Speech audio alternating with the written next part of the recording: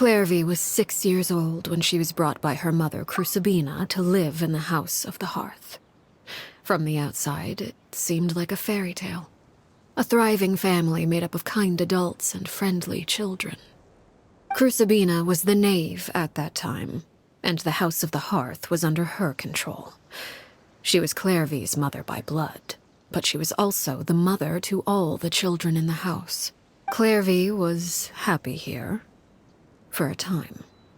But she quickly realized that being part of this family wasn't a fairy tale at all. It was a kind of purgatory. Purgatory? Exactly.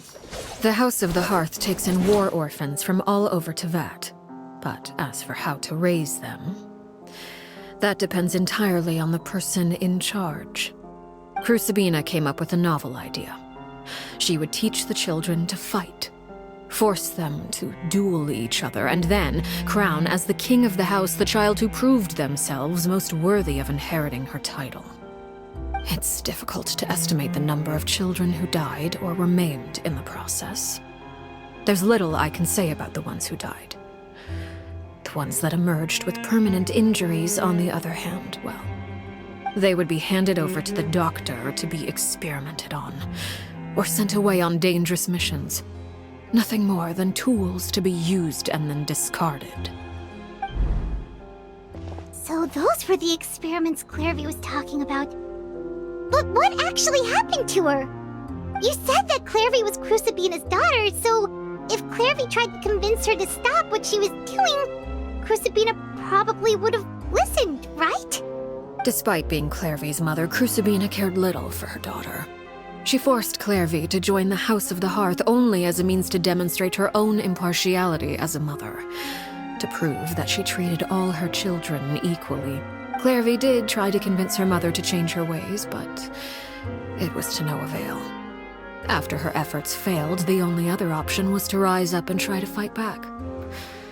Unfortunately, the other children had already been thoroughly indoctrinated into the illusion of happiness Crucibina had created.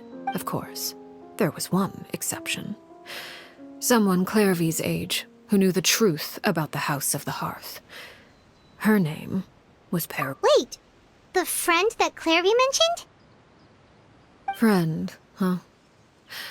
I suppose we can call her that for now. Clairvy was a cheerful and passionate person with a tenacious spirit. Peruere, on the other hand, was rather cold-blooded.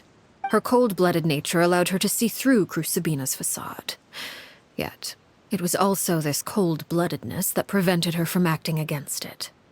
At least at first. While despite their difference, there may have been a certain naivete to her ideas, but even with her body racked with pain, she would still stand on her tiptoes and open the window at night. Oh no. Her hopelessness resulted from a culmination of things. 10 years had passed. 10 years worth of failure after failure. It was during this time that Peruere suggested a new plan. Clairvy rejected that proposal. She claimed that, as a famous harbinger, Crucibina possessed an unimaginable amount of power. Clairvy never gave another reason, but Peruere could see it written all over her face. If she couldn't escape and fight precisely. Death. It happened during a duel. When she arrived at the dueling ring that day, her partner turned out to be none other than Peruere. From that moment on, Peruere's journey was one written in flames. When the rain finally came and washed it all away, it was the very result she had predicted 10 years prior. Even then, she believed she would make it until the end. She was unsettled. And there was only one thing that could quell that sensation. Crucibina, you mean? Correct. This is the place where Peruere killed her best friend. A mere year later, this is also the place where she fought tooth and nail to kill the mother they shared. The moment she acted, any conception of what was right or wrong ceased to matter. Peruere won the battle, and became a harbinger herself. After which Her Majesty, the Tsaritsa, bestowed upon her a new name. Arlechino. So the Perry Clairvy was talking about... It was you all along. You're Perraware. Arlechino is just a name you got later. I left that name behind long ago.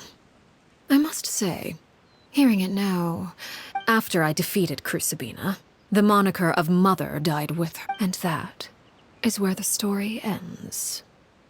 Yeah, based on what you just told us. I suppose you... You see, a certain power runs through my veins. It, of course, the chances of those Clairvy died when she was 16 years old, but what emerged from the flames was her 6-year-old self. Her appearance wasn't the only thing Memory is... No wonder Paimon got such a weird feeling when... Perhaps I should... So if all of that is true, then you... Indeed, but other times, she would hide. Shadows don't have the capacity to learn or grow. Your attempts to expose Clairvy to sunlight, they failed, yes? The reason is actually quite simple. In Clairvy's mind, the house is impossible to escape, and it is this very perception that traps her there. But no matter. All I have to do is kill her again, and all will be resolved. I don't anticipate so much as a single speck of ash will be left behind this time. Wait! Paimon can understand why you might want her gone, but isn't there another way? So what if she's trapped in her 6-year-old self? She's still your friend! At least talk to her first! It's too late for that. She broke the rules, and now she must be punished. That goes for Filial and Nantoy as well. I hope you understand. The difference between Crucibina and myself lies in our formulation of the rules, not our policy for enforcing them. Upholding the rules without question is a trait we both share. Is this really what you want to do? Whatever could you mean? Don't you want to say a proper goodbye at least? Whether as a killer or as a father, there are two things that must be avoided at all costs: anger and sorrow. Anger makes you impulsive. Sorrow causes you to waver. Well, it appears it's about time to proceed.